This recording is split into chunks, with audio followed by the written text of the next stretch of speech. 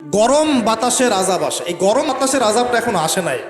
আমি শেষ জামানার হাদিসগুলো টুকটাক গবেষণা করে মনে হচ্ছে অচিরেই গরম বাতাসের একটা আযাব আসবে বিশ্বের দিকে, এবং নাসাও এটা নিয়ে গবেষণা করছে অলরেডি। সূর্যের মধ্যে অনেক রকম বিক্রিয়া হচ্ছে, তেজস্ক্রিয় বিক্রিয়া হচ্ছে ইত্যাদি, হিলিয়াম গ্যাসের অনেক বিস্ফোরণ হচ্ছে। এগুলোর ওয়েভ বা ফ্লোটা আস্তে আস্তে পৃথিবীর দিকে ধেয়ে আসবে। নবীজি বলেছেন ফালিয়ারতাকিবু ইনদা যালিকা রিহান হামরা। এই রিহান হামরা কথাটা এই হাদিসের মধ্যে আছে। তিরমিজির 2211 নম্বর হাদিস এটা আছে। গরম বাতাস ধেয়ে আসবে পৃথিবীর দিকে, গরম বাতাসের আযাব। গরম বাতাসের আযাব আসবে, ওয়াজালজালা এবং ভূমিকম্প। অন্য হাদিসে আসছে সানাওয়াতু জালাজিল, ভূমিকম্পের বছরগুলো। আর আসছে মুতানুন শাদীদ, বড় মহামারী। আর খসফুন মানে এই যে জমিন ধসে যাওয়া, মাসখান মানে চেহারা আকৃতি বিকৃত হয়ে যাবে। আর কযফান একটা আছে, কযফান মানে পাথরের বৃষ্টি বর্ষিত হবে। এই আযাবগুলো কখন আসে? এই পাপগুলোতে মানুষ যখন লিপ্ত হয়। আর আমাকে বলেন দেখি, এই পাপগুলোতে আমরা কম বেশি লিপ্ত আছি কি নাই? আর বড় বড় বস্তুবাদী শহরগুলোতে এই পাপগুলো বেশি না? এখানে মানুষ ওই হাদিসের উপর আমল করছে এখন। কোন হাদিস? নবী সাল্লাল্লাহু আলাইহি ওয়াসাল্লামের ইন্তেকালের ৮০ থেকে ৮৫ দিন আগে একটা হাদিস তিনি বলে গেছেন, একদম শেষের দিকে, জীবনের শেষের দিকে। ওই হাদিসটাকে বলে হাদিসে জিবরিল। কি বলে? নবীজিকে জিবরাইল আলাইহিস সালাম মানুষের রূপ ধরে এসে জিজ্ঞাসা করেছিলেন যে কিয়ামত কবে হবে। নবীজিকে জিবরাইল আলাইহিস সালাম মানুষের রূপ ধরে সবার সামনে জনসমক্ষে এসে জিজ্ঞাসা করেছেন কিয়ামত কবে হবে। নবীজি বলছেন মাত্র দুটো আলামত বলেছেন। কয়টা ভাই?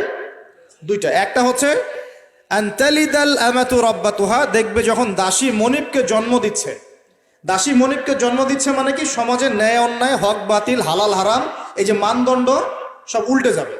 হালাল হবে হারাম, হারাম হবে হালাল, ন্যায় হবে অন্যায়, অন্যায় হবে ন্যায়, হক হবে বাতিল, বাতিল হবে হক, জায়েজ নাজায়েজ, নাজায়েজ জায়েজ। হ্যাঁ, মানুষ এই মানদণ্ড চেঞ্জ করে না এখন। বুঝতে পারছেন না মনে হয়? এখন সমাজে সত্য মিথ্যা, ন্যায় অন্যায়ের মানদণ্ড কি কোরআন সুন্নাহ এখনো টিকে আছে? এখন মানুষ নিজে যেটা ন্যায় মনে করে সেটাই ন্যায়, নিজে যেটাকে অন্যায় মনে করে সেটা অন্যায়, নিজে যেটাকে ভালো মনে করে সেটা ভালো, নিজে যেটাকে খারাপ মনে করে সেটা খারাপ। আল্লাহ যেটাকে হালাল করে দিয়েছেন মানুষ হারাম করে নিচ্ছে, আল্লাহ হারাম করে দিয়েছেন মানুষকে হালাল করে নিচ্ছে। হচ্ছে কি না এগুলা? তো এই যুগ চলে আসে নাই যে দাসী মনিবকে জন্ম দিচ্ছে না? মানে মানদণ্ড উল্টে গেছে। আমার কথা কি বুঝতে পারেন? মানদণ্ড উল্টে গেছে। জিনিস ভালো মন্দের, ন্যায় অন্যায়, হক বাতিলের মানদণ্ড উল্টে গেছে। বলেন তো সত্য মিথ্যার মানদণ্ড কি? আমার বুদ্ধি না আল্লাহর ওহী? কোনটা? সত্য মিথ্যা, ন্যায় অন্যায়, হক বাতিলের চূড়ান্ত মানদণ্ড কি? আমার বুদ্ধি নাকি আল্লাহ পাকের কোরআন সুন্নাহ? কোনটা? কিন্তু সমাজে কি সেটাই বাস্তবায়িত আছে 100%? 50%ও কি আছে? তো এই সমস্যাটা কি চলছে কিনা? তার মানে কি আমাদের এই বড় আলামতটা আমরা দেখছি কিনা? দেখছি। গেল দুই নম্বরটা নবী বলছেন ওয়া আনতারাল হুফাতাল উরাতাল আলাতা রিয়া আশাই ইয়াতাতাওয়ালুনা ফিল বুনিয়ান। নবীজি বলছেন যখন দেখা যাবে সমাজের সবচেয়ে দরিদ্র শ্রেণীর মানুষ, স্যান্ডেল কেনার টাকা ছিল না, কাপড় পরার টাকা ছিল না, এই শ্রেণীর মানুষ, রাখাল মানে গরু ছাগল চড়াতো, এই শ্রেণীর মানুষ উঁচু উঁচু অট্টালিকা নির্মাণের প্রতিযোগিতা করবে। ভালো করে বোঝেন, নবীজি বলছেন না ধনীরা, সমাজের ধনীরা অট্টালিকা নির্মাণের প্রতিযোগিতা করবে। নবীজি এই কথা বলছেন না হাদিসে। নবীজি বলছেন সবচেয়ে দরিদ্র শ্রেণীর মানুষ, রাখাল শ্রেণীর মানুষ, স্যান্ডেল নাই, গায়ে জামা নাই, এরা উঁচু উঁচু অট্টালিকা নির্মাণের প্রতিযোগিতা করবে। করছে কিনা? কিভাবে সম্ভব এই শ্রেণীর মানুষের অট্টালিকা নির্মাণের কম্পিটিশন করা কিভাবে সম্ভব? এক, সুদের মধ্য দিয়ে; দুই, করাপশন দুর্নীতির মধ্য দিয়ে; তিন, অন্যের সম্পদ আত্মসাৎ করার মধ্য দিয়ে। এই সমস্যাগুলো চলছে কিনা সমাজে? এরাই যখন 10-20 তলা বিল্ডিং উঠাবে তখন তো আর মানুষকে মানুষই মনে করবে না। বুঝতে পারছেন না মনে হয়? এদের তো কোনো পড়াশোনা নাই, কোনো ব্যক্তিত্ব নাই, কোনো দিনই এলেম নাই, রুচিবোধ নাই, কালচার না, সামাজিক না, এর তো মানে অসামাজিক। এরা যখন, এদের হাতে যখন আপনি সম্পদ চলে যাবে, এরা তো সাধারণ মানুষকে মানুষই মনে করবে না, গরিব মানুষকে এরা কিছুই মনে করবে না, ও মনে করবে আমি সব কিছু। আমরা দেখেছি যার একটা বাড়ি আছে ঢাকায়, ও মানুষকে মানুষই মনে করে না, মানুষকে মানুষই মনে করে না, যে মনে করে আমি আমি শহরের মালিক। হ্যাঁ, কি একটা অবস্থা মানুষের মধ্যে, যে কি অহংকার, কি আত্ম অহংকার, এই দালান কোঠার যে অহংকার, এই সমস্যাগুলো হলে আল্লাহ ভূমিকম্পতে ধসায় দিবেন না? দেখেন নাই কয়দিন আগে কি হলো? গতকালকে যে কোটিপতি ছিল তার পরের দিন রুটি নিয়ে দাঁড়ায় আছে। গতকালকে আইসক্রিম বিক্রি করেছে নাচানাচি করে, তারপরের দিন বসে আছে, কিচ্ছু নাই। আল্লাহ পাক এই পাপগুলা দেখে সবর করেছেন, ধৈর্য ধরেছেন। ধৈর্য ধরে এক সময় যখন আল্লাহ পাকের আযাব চলে আসছে, একবারে সব সময় উৎপাদিত হয়ে গেছে। আমরা তো কারো দুঃখে খুশি না, বরং এগুলো সারা দুনিয়ার মুসলমানদের জন্য শিক্ষা। সারা দুনিয়ার মুসলমান যে যেখানে আছি, আমাদের সবার জন্য এটা শিক্ষা।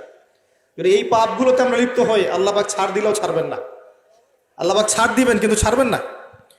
মানুষের মধ্যে এখন সম্পদের যে অহমিকা, গরিব মানুষকে মানুষই মনে করে না, খেটে খাওয়া মানুষকে মানুষই মনে করে না। রিক্সাওয়ালা, যারা নিম্নবিত্ত, নিম্ন মধ্যবিত্ত, চা বিক্রি করে, পানের দোকান করে, হালাল খায়, কৃষক, এই মানুষগুলোকে এখন বড় লোকরা মানুষই মনে করে না। আর জাকাত তো দেয়ই না, জাকাত তো তার উপরে ছিল ফরজ, ওই জাকাত তো দেয়ই না যে এই খাবার তার কাছে পৌঁছাবে। উল্টা কিভাবে তাদের সম্পদ লুটে পুটে খাওয়া দেয় সেই বুদ্ধি। আবার দিলেও যে কত শর্ত, বাপরে বাপ। তো কিছুটা মনের কষ্ট থেকে বললাম কথাগুলো আর কি, যে আসলে আপনি যখন কোরআন এবং সুন্নাহর জ্ঞানী হবেন না, তখন অন্যকে সম্মান দিতে পারবেন না। আমরা বড় বড় স্লোগান দিই যে অমুক অমুকের সেবক, অমুক অমুকের সেবক। আসলে সেবা সত্যিকার অর্থে করছে? আল্লাহ পাক তার রাসূলের মাধ্যমে জানিয়েছেন, এই হাদিসটা একটু শোনেন তারপর সামনে যাই। আল্লাহ পাক তার রাসূলের মাধ্যমে আমাদেরকে জানিয়েছেন, শোনো, আলা কুল্লুকুম রাইন, তোমাদের প্রত্যেকে হচ্ছে দায়িত্বশীল। তোমাদের প্রত্যেকেই দায়িত্বশীল। কেউ পরিবারের দায়িত্বশীল, কেউ ব্যবসা প্রতিষ্ঠানের দায়িত্বশীল, কেউ তোমার চাকরির প্রতিষ্ঠানের দায়িত্বশীল, কেউ সামাজিক দায়িত্বে আছো, কেউ প্রশাসনে, কেউ পররাষ্ট্র ইত্যাদি। তোমাদের প্রত্যেকেই দায়িত্বশীল। কুল্লুকুম রাইন ওয়া কুল্লুকুম মাসউলুন আন রাইয়াতিহি, এবং তোমাদের প্রত্যেককে যার যার দায়িত্ব সম্পর্কে আল্লাহ কিয়ামতের মাঠে জিজ্ঞাসা করবে। আমরা কি উত্তর দেওয়ার জন্য প্রস্তুত আছি ভাই? সবার আগে আমি দেখি, আমি আমার উপর দায়িত্বশীল না? মনে করেন আমি বা আমাদের মতো যারা আছেন, যারা দায়ী ইলাল্লাহ, আলেম ওলামা, যারা উম্মার জন্য ভালো চিন্তা করেন, জনগণকে পথ দেখানোর চেষ্টা করেন, তাদের উপর সবচেয়ে বড় আমানত হচ্ছে কোরআন এবং হাদিস। তাদের উপর সবচেয়ে বড় আমানতটা কি? কোরআন এবং সুন্নাহ। এই জ্ঞানটাকে সত্যটাকে স্পষ্ট করে দেওয়া, এইটার আলোকে সত্য মিথ্যাকে স্পষ্ট করে দেয়া। কতজন মানুষ এই কাজটা করতেছে?